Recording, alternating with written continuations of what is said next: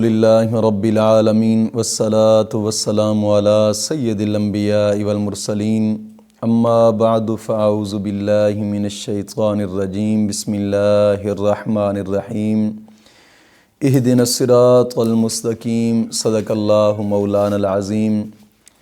روحانی پاورفل وظائف میں سے آج ایک اہم سبق دوستوں کی نظر کرنا ہے جو کہ ہر حاجت کے لیے ایک خاص وظیفہ ہے۔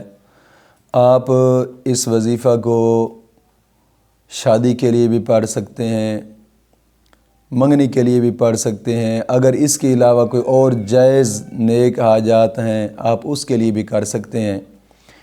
یاد رکھیے گا کہ یہ ایک قرآنی وظیفہ ہے اور الحمدللہ الحمدللہ الحمدللہ بہت ہی مجرب وظیفہ ہے کہ اس وظیفے کو 7 دن تک روزانہ 7 مرتبہ اگر پانی پر دم کر کے دیواروں پر چھڑکا جائے تو انشاءاللہ موذی جانور گھر میں نہیں آئیں گے۔ اگر اس کو حاجت کے لیے پڑھا جائے یا شادی کے لیے پڑھنا چاہتے ہیں تو پھر یہ ایک الگ الگ طریقہ کار ہے اس کو پڑھنے کا، تو میں وہ طریقہ کار بتاتا ہوں۔ سب سے پہلے اس کی جو شرائط ہیں وہ سماعت فرما لیں۔ یاد رکھیے گا کہ ہر وظیفے کی کچھ شرائط ہوتی ہیں، اگر شرائط کے بغیر انسان کام کرے تو پھر رجت بھی ہو جاتی ہے، اور جب رجت ہو جائے تو انسان سینکڑے وظائف کرتا رہے کوئی وظیفہ اثر نہیں کرتا، تو پھر لوگ سمجھتے ہیں کہ پتہ نہیں یار یہ کوئی فیک چینل ہوتے ہیں یا لوگ ایسے ہی بس ویور لینے کے لیے اپنے وظائف چڑھا دیتے ہیں، لیکن مایوس ہو جاتے ہیں۔ ظاہری گال ہے جب مایوس ہو گئے تو پھر کوئی ذہن کام نہیں کرتا کہ اب کیا کیا جائے، تو معاملات رجت کے ہوتے ہیں اس کی طرف توجہ نہیں دیتے۔ تو دوستو اگر ایسے معاملے آپ لوگوں کے ساتھ ہیں، وظیفے کرتے ہیں کوئی اثر نہیں ہوتا، وظائف کر کر تھک گئے ہیں کوئی معاملہ حل نہیں ہوا، تو یہ معاملات رجت کے ہوتے ہیں۔ رجت کا آخری حل میں نے ایک ویڈیو بنائی جس کا لنک اس ڈسکرپشن میں بھی ہوگا، تو کوشش فرمائیں کہ اگر آپ کے ساتھ رجت کا مسئلہ ہے تو پھر اس ویڈیو کو سب سے پہلے دیکھیں، وہ مکمل شرائط کے ساتھ اس کو کریں انشاءاللہ العزیز، پھر اس کے بعد آپ جو بھی وظیفہ کریں گے انشاءاللہ ٹھک ٹھک اثر کرتا جائے گا۔ تو آج کے وظیفے کی سب سے پہلی شرط یہ ہے کہ نماز کی پابندی کریں، اور ہر نماز کے بعد 11 مرتبہ کلمہ طیبہ اور 11 مرتبہ درود پاک، یہ اشد ضروری ہے۔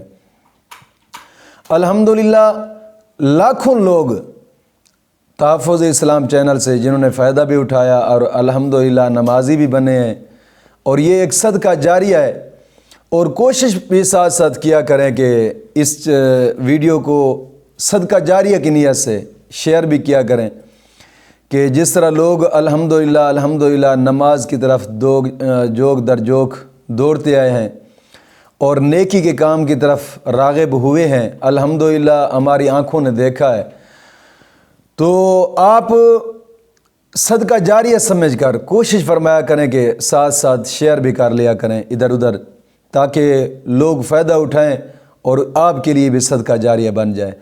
تو نماز کی پابندی لازمی کریں، اور ہر نماز کے بعد 11 مرتبہ کلمہ طیبہ اور 11 مرتبہ درود پاک، یہ اشد ضروری ہے۔ اور دوسری شرط اس وظیفے کی یہ ہے کہ اپنے تمام گناہوں سے توبہ کریں اور آئندہ گناہ نہ کرنے کا پختہ عزم کریں۔ دوستو توبہ کرنے کے ویسے بھی بڑے فائدے ہوتے ہیں، جب انسان صدق کے دل سے توبہ کرتا ہے تو مولا کریم اس کی دعاؤں کو قبول فرماتا ہے۔ انسان جب صدق کے دل سے توبہ کرتا ہے مولا کریم دل کی مرادیں پوری فرماتا ہے، دل کی آرزوئیں پوری فرماتا ہے۔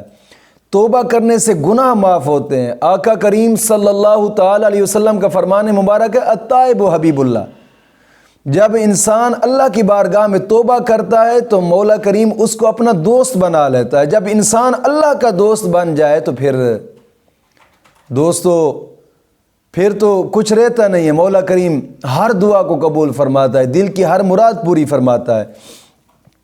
اور اس وظیفے کی اگلی شرط یہ ہے کہ روزانہ کی بنا پہ کم از کم 2 رکوع قرآن پاک کی تلاوت کے لازمی کریں۔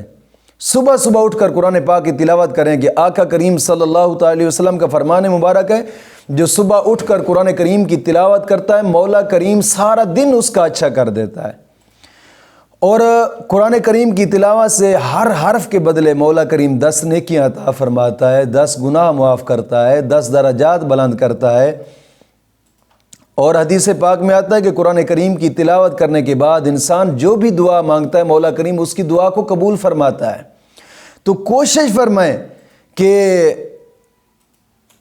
قرآن کریم کی زیادہ سے زیادہ کم از کم تلاوت لازمی کیا کریں، لازمی۔ کچھ دوست آپ پوچھتے ہیں کہ اگر صبح صبح ہم نہیں اٹھ سکتے، اگر صبح آپ نہیں اٹھ سکتے تو کوئی بھی ٹائم، دوپہر کے وقت، ظہر کی نماز کے بعد، عصر کی نماز کے بعد، مغرب کی نماز کے بعد، عشاء کی نماز کے بعد، جب بھی ٹائم لگے قرآن کریم کی تلاوت لازمی کریں۔